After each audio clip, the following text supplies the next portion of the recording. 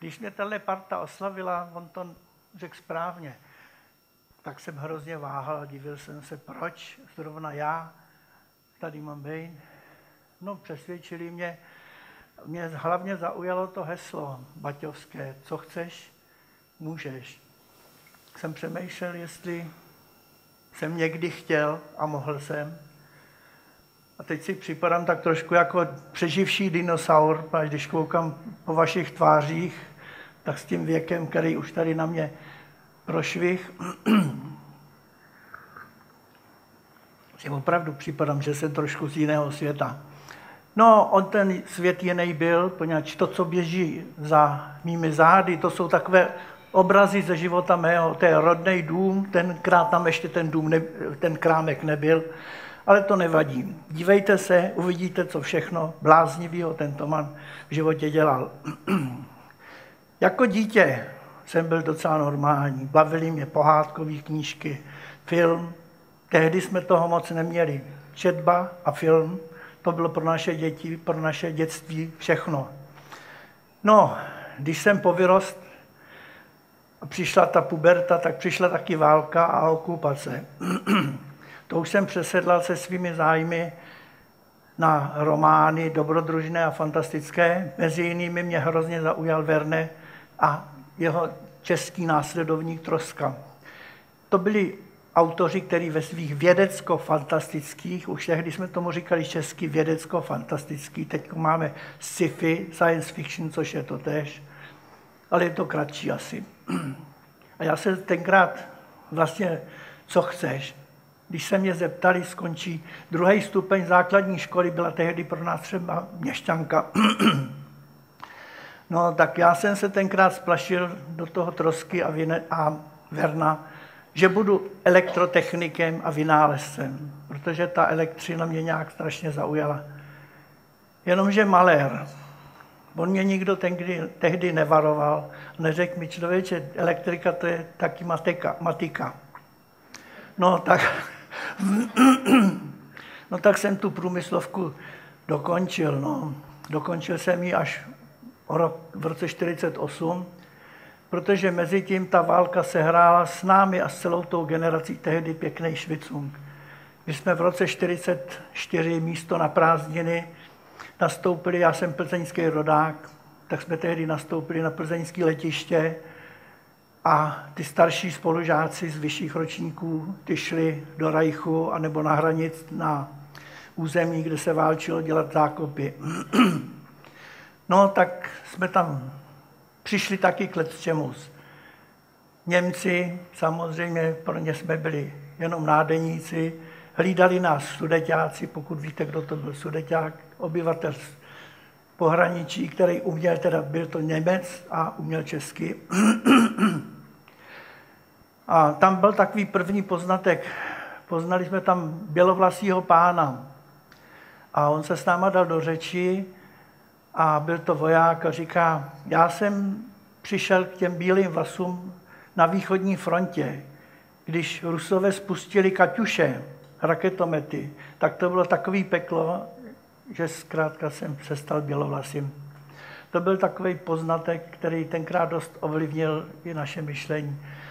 To letiště nebylo všechno. Oni nás potom zase v září místo do školy nahnali do Škodovky. No, víte, co to je, když takovej 15letý kluk přijde do fabriky. Ke všemu ještě jsme dělali v dílnách, kde se vyráběly tanky, respektive stíhače, to jsou ty tanky bez věže nahoře, paštomákano vepředu. Přines podej a tak dále. To bylo další poznání. Pak se panu řediteli podařilo nám otevřít průmyslovku koncem února, respektive tedy na jaro. Byly nálety a vyvrcholilo nám to v rodině tak, že při nočním náletu spojenců na plzeňský nádraží 17. dubna jsou termíny, které člověk nikdy nezapomene. Ten den tam patří. Už proto zase, že já jsem se 17. července narodil. Takže tu noc zapadly některé bomby dokonce nejenom na to nádraží, ale i tam, kde jsme bydleli. Takže jsme skončili mezi vybombardovanými. To jsou všechno zážitky, které patří k dětství a zaplať pán Bůh, že naše děti tyhle problémy nemají. Máme je my, dospělí v současné době, když se podíváme po světě. Někdy si říkáme, jestli vůbec nějaká perspektiva pro lidstvo existuje. Ale abych se vrátil k tomu Baťovskému. Takže s tou průmyslovkou jsem to přehnal, respektive zvoral. Šel jsem do fabriky po maturitě, skončil jsem v konstrukci a zjistil jsem, že mě to vůbec nebaví. No mezi tím se stala ta věc. V 45. roce vznikl Svaz mládeže a najednou jsme zjistili, že my kluci a holky se dovedeme bavit v dobrých partách. Váš malér nastal až po 48. roce, když se začal Svaz mládeže stěhovat do továren, do škol a tak dále. Čili my jsme byli ještě místní svazáci, my jsme se bavili, tak jako dneska jsou různý kluby, tak jsme se bavili my. No a v té době byla v Plzni západočeská redakce Mladé fronty a chodívali jsme tam občas dělat propagaci deníku, který dneska, do dneška přežívá být pod názvem Dnes. A Ludvík Mištera, vedoucí té regionální redakce, když jsem párkrát přišel s nějakou zprávou, co děláme v naší svazácké skupině, kde bude hrát divadlo a tak dále, tak mi povídá takovou osudovou větu. Vlastíku, přece nejseš tak hloupej, aby si nedokázal napsat zprávu. A vidíte, od tohoto okamžiku spočítejte si, kolik je to let do dneška, já tu novinařinu dělám. A když teď přeskočím, abych nelíčil všechny ty peripetie mezi tím, tam se jenom zmíním, že pokud jste četli Černé barony nebo viděli film, tak já jsem, prosím, byl redaktorem o něch novin Rudá zástava. 3 roky jsem tam dělal kulturu a poznal jsem tam právě Švandrlíka jako autora, protože pro mě psal, takže to byla odbočka.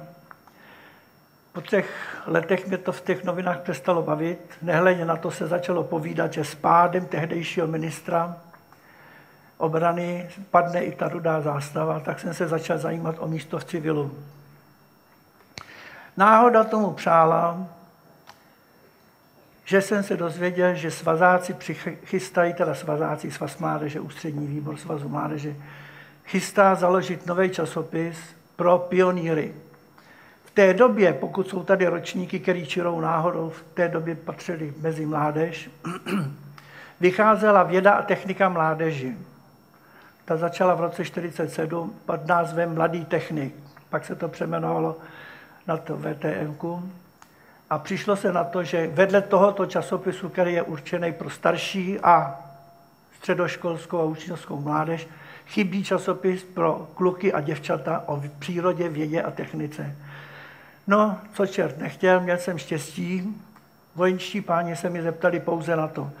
Máte v civilu, první otázka byla, máte vojenský byt? Ten jsem neměl. Druhá otázka, máte v civilu místo? To jsem neměl, ale řekl jsem ano. Tak mě propustili. Nastoupil jsem do ABčka a tady se splnilo v podstatě takovéto heslo, co chceš, můžeš. Nevyšla mi ta elektrika, ta elektrotechnika, ale četl jsem časopisy Mladý hlasatel před válkou jako klub, než to Němci zastavili. Po válce vycházel časopis Vpřed, ten Mladý technik. A tak nějak podvědomě, díky tomu, že už jsem pro tu Mladou frontu dělal to zpravodaje a tak mě tak nějak jako lákalo to psaní. My jsme si jako mezi klukama v tom Svazu mládeže jsme dělali třeba i různé věci, jsme si tiskli, vyráběli časopis a tak dále. A mě tak nějak tehdy napadlo kdysi, že kdybych takový časopis někdy mohl dělat. No vidíte, co čert nechtěl, mně se to splnilo. Nastoupil jsem tam, do dneška se pamatuju, 1. října 1956. Pak jsem si ještě šel 6. října obléct uniformu a šel jsem být propuštěn. Já to říkám špatně česky, ale tak nějak to v té vojenské hantýrce jde. Tak od té doby se ze mě stal civil, novinář a 35 let jsem prožil v ABC. Když se mě dneska zeptáte, jestli je nějaký rozdíl mezi dětma tehdy a dnes a podobně, navážu na kolegyni, která tady jela přede mnou, tak trošku děti jsou pořád stejný. Ještě se nenarodilo dítě, který by opustilo mámino lůno, postavilo se na nohy a řeklo ahoj, já jsem tady. Mění se prostředí a prostředky, které dítě obklopují. Je to na nás, na dospělých, jak si děti povedou v celém tom svém životě dál a jestli to, co jim přináší, takzvaný pokrok, až ne všechno je pokrok ten nejlepší. My ho, takzvaný pokrok, ale i ten pravý pokrok nezabrzdíme. Zkrátka technika jde dopředu, jak tady už bylo řečeno, i já jsem tedy podlehl. Já, když jsem ještě byl v redakci poslední rok, tak se i do časopisů Mladé fronty, vydavatelství a nakladatelství Mladá fronta, to byly všechny ty dětské časopisy, Sluníčko, Mateří douška, Ohníček, Pionýr, ABC, Sedmička, tak přišli první počítače. Kolegové šéfredaktoři z ostatních redakcí si je dali na svůj stůl, aby viděli, že jsou pokrokoví. Já jsem té své partě řekl, helejte, ne, já s počítačem už nic nechci mít, já jdu do penze za chvíli. Co čert nechtěl, byl jsem z redakce pryč a samozřejmě zadek neposednej, ruka taky neposedná, přece nebudu dělat důchodce, že jo, ve 63. No tak jsem se scháněl po nějaké práci a teď mě třeba netlučte, neberte to ve zlým. Jedinej, kde by poskytli prostor, byly Halo noviny, s tím, že šéfredaktor tehdejší byl bývalým zástupcem šéfredaktora Mladé fronty, deníku. Já jsem za ním přišel na kus řeči, jak se říká, na kafe. A říkám mu, hele, člověče, to už začaly padat ty naše dětské časopisy. To bylo to nejhorší, co člověk zažil, když po listopadu potom začaly ty naše časopisy krachat. Poněvadž ten vývoj ekonomicko-politický byl tak rychlej, že my jsme nestačili reagovat na to, co se stalo. Ekonomové spočítali novou cenu časopisu a než ten časopis vyšel, tak už ta cena neplatila. ABíčko vycházelo z těch 35 let furt za mírné ceny. Byli jsme ale jedním z mála časopisů, jehož cena se pohybovala. Že třeba ze 2 korun jsme šli na 1,50 Kč, pak naopak zase nahoru. Bylo to tím, že jsme časopis začali vybavovat od ročníku 72 přílohama. Asi kdo jste teda ABíčko máš tady, já jsem to bohužel z toho zákulisí nezahlédl, kolik těch rukou se zvedlo, že jste ABC četli. Můžu ještě jednou poprosit? No nazdar. Ne, víte, je to směšný, já už to beru tak nějak i s dobrým humorem. Kam přijdu, tak radši neříkám, že jsem z ABC, protože většinou, dřív jsem to neříkal, protože každý, jo, když jste z toho ABC, proč není k dostání? Jo. No jo, nebylo k dostání, protože pánové na nábřeží, abyste rozuměli, nábřeží tam seděl ústřední výbor komunistické strany Československa.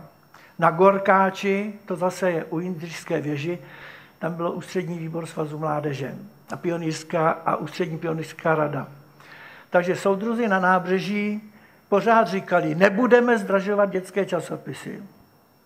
Rodičům tenkrát zdražili dupačky dětský a prádlo a různé věci, ale časopisy zůstaly na nízké ceně. Mě na to doplatili samozřejmě v těch 90. letech, jak jsem říkal, že ty ceny najednou začaly tak kolísat. My jsme začínali s 50 000 nákladem, v tom lednu 57. A hned příští rok nám dali papír na 75 000, o rok později nám dali papír na 90 000, pak nám přihazovali papírek po papírku. Já jsem redakci převzal v listopadu v roce 59. Když dovolíte osobní poznámku, poslední dopis, který jsem tenkrát napsal svému tatínkovi, který byl těžce nemocný, byl táto, bude ze mě vedoucí redaktor časopisu ABC. Takže myslím, že z tohoto světa odcházel spokojený a šťastný, že nejmladší ze 3 kluků to takhle dotáhl někam. Takže se vracím k tomu nákladu. Od roku 72 jsme naštěstí potom šli s nákladem jenom nahoru. Já jsem se seznámil s Foglarem v roce 47-48, to ještě byl časopis Vpřed. Já bych tady trošku poopravil. Foglar nedělal Mladého hlasatele a časopis Vpřed. On byl jedním ze 2 redaktorů tohoto časopisu a novinářem v té redakci byl doktor Bureš. Foglar byl ten, který časopisu dělal kluby, rychlý šípy a některé ty soutěže.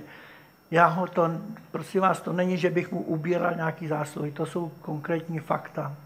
A s Foglarem jsem se seznámil 47-48. No a protože mi končí za chvilku tadyhle povídání, tak vám jenom chci říct, že na vás je, abyste dětem dokázali, když si se nosili do školy tabulky a psalo se na ně křídou nebo uhlem. Že? Dneska se nosí a budou nosit tablety. Všechno to může být a všechno, ať to děti používají. V první řadě ovšem jste to vy, rodiče, pak škola a pak tedy to ostatní, to prostředí, ve kterém se pohybují. Taková bude generace, jakou si ji vychováme. Já bohužel jsem takovej ukecanej, to se přiznávám. Možná, že bychom tady mohli sedět ještě hodinu, možná 2 hodiny, možná, že by mi ty hlasivky ještě posloužily v tu dobu. Jsem rád, že jsem přišel na tuhle, jak to nazvat, setkání. Vidím, že jsou tu bezvadní lidi. A už jsem řekl pořadatelům, nasadili jste si vysokou laťku.